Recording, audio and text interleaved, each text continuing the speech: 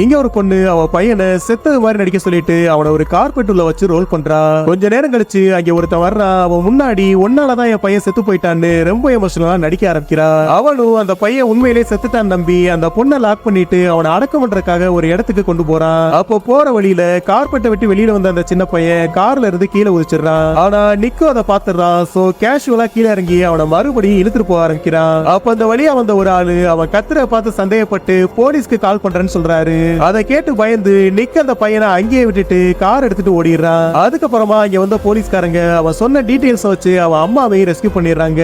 Actually நிக் அந்த பொண்ணை கடத்திட்டு வந்து கிட்டத்தட்ட 8 வருஷமா ஒரே ரூம்ல அடைச்சு வச்சு டெய்லி அவளை அபியூஸ் பண்ணிட்டு இருந்திருப்பான். அதோட ரிசல்ட்டா அந்த பையன் அந்த ரூம்லயே பிறந்து வெளியில ஒரு உலகம் இருக்குன்னே தெரியாம அங்கேயே வளர்ந்திருப்பான். பல வருஷமா அவங்க 2 பேரும் அங்கிருந்து தப்பிக்க ட்ரை பண்ணி ஒரு வழியா இப்ப தப்பிச்சிடுறாங்க.